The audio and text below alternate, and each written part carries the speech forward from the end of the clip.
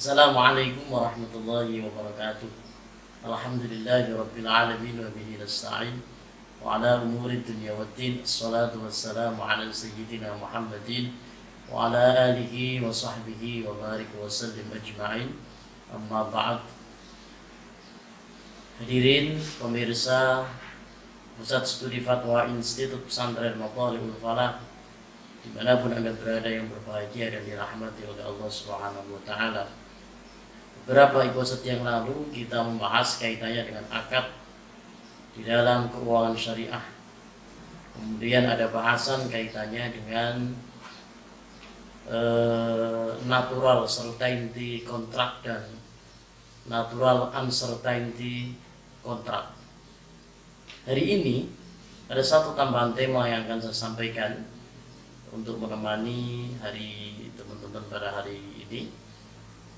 Di dalam natural uncertainty kontrak, ya, di mana kontrak yang di dalamnya ada pendapatan yang belum jelas karena memang usahanya baru dilakukan dan pendapatan itu tidak diketahui di awal, maka salah satu akad yang termasuk dalam NUC adalah akad musyarakah.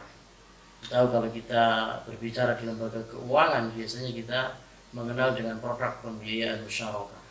Apa itu musyarakah? Kalau kita definisikan dalam perspektif lembaga keuangan, musyarakah adalah pembiayaan berdasarkan akad kerjasama antara dua pihak atau lebih untuk usaha tertentu, di mana masing-masing pihak memberikan porsi dana dengan ketentuan bahwa keuntungan dan hasil akan ditanggung bersama sesuai dengan kesepakatan. Jadi di dalam musyarakah ini ada kerjasama antara dua belah pihak. Catatannya adalah kedua belah pihak ini sama-sama memiliki porsi dana dan kedua belah pihak ini sama-sama memiliki porsi usaha yang nantinya keuntungan dan hasil yang didapatkan dalam usaha ini akan dibagi secara proporsional di antara dua belah pihak yang bekerja sama. Untuk ketentuannya biasanya bisa dilihat di Fatwa DSN Majelis Ulama Indonesia nomor 8 garis miring DSN MUI garis miring 4 ya, garis miring 2000. Ini adalah fatwa yang menjelaskan tentang musyarakah. Selanjutnya sedikit saya akan sharing dengan pemirsa semuanya. Bagaimanakah pokok-pokok aturan dari pembiayaan musyarakah? Pertama, kalau kita berbicara kaitannya dengan modal, maka dalam pembiayaan musyarakah setiap mitra harus menyediakan dana atau modal dan juga pekerjaan, jadi atau usaha. Jadi kedua belah pihak yang bekerja sama itu sama-sama memiliki kewajiban untuk setor modal atau setor dana. Kemudian kedua belah pihak juga memiliki hak dan kewajiban untuk sama-sama mengelola usaha secara bersama-sama. Kaitannya dengan permodalan biasanya disetorkan dalam bentuk uang tunai ataupun emas ya, ataupun perak atau sesuatu yang senilai. Kalau memang modal ini diserahkan dalam bentuk aset, maka di awal aset ini harus dihitung secara jelas berapa nilainya, sehingga tidak semerta-merta diserahkan dalam bentuk aset, tidak, tetapi harus dinilaikan, ya, harus dihitung nilainya berapa aset tersebut. Kemudian ketika usaha ini sudah dijalankan antara kedua belah pihak sama-sama bekerja sama, kemudian dijalankan dan mendapatkan keuntungan, maka setiap keuntungan mitra harus dibagikan secara proporsional atas dasar seluruh keuntungan dan tidak ada jumlah yang ditentukan di awal yang ditetapkan bagi seorang mitra. Pembagian keuntungan berdasarkan apa? Berdasarkan nisbah. Nisbah ini nantilah yang ditentukan di awal akad, di awal kontrak. Jadi pertama kali kontrak musyarakah ini diantaranya disepakati adalah kaitannya dengan nisbah. Tidak bisa kita seperti ini, katakanlah saya dengan Mas Zaka bekerja sama musyarakah. Kemudian saya bilang, udah Mas yuk kita kerjakan bareng-bareng usahanya. Nanti untungnya kita bagi gampang lah nanti. Persentasenya nanti kita pikir belakang. Tidak bisa seperti itu. Maka di awal nisbah ini harus jelas. Jadi kalau saya 50%, Mas Zaka 50%, ya itu yang nanti kita pegang. Saya 30%, berarti Mas Zaka 70%. Itu di awal harus deal dulu.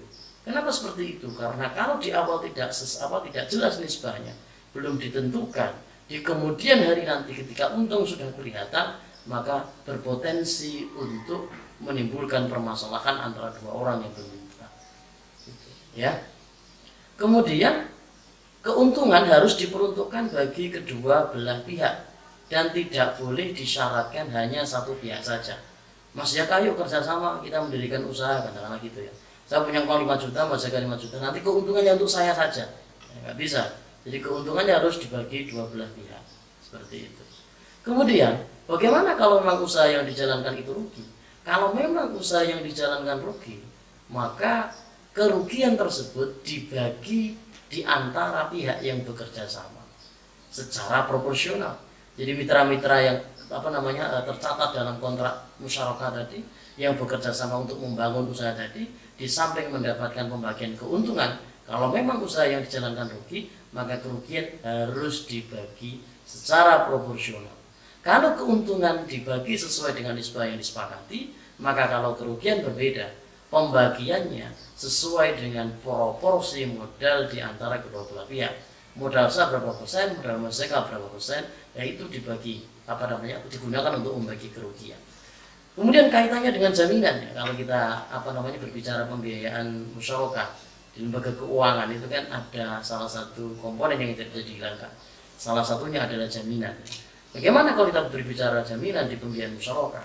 Pada prinsipnya dalam pembiayaan musyarakah itu tidak ada jaminan karena ini kan mutlak kerjasama dua belah pihak.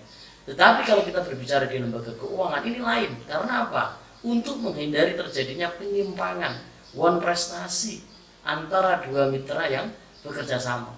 Karena jaminan ini nanti untuk mengikat, untuk istilahnya biar kedua belah pihak yang bekerja sama ini komitmen sama-sama melaksanakan tugas dan kewajibannya sampai dengan usaha ini sukses, mendapatkan keuntungan dan dibagi kedua belah pihak.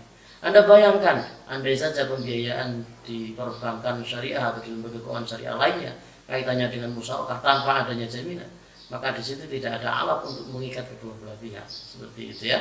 Kemudian bagaimana dengan pengelolaan usaha, manajemen usaha?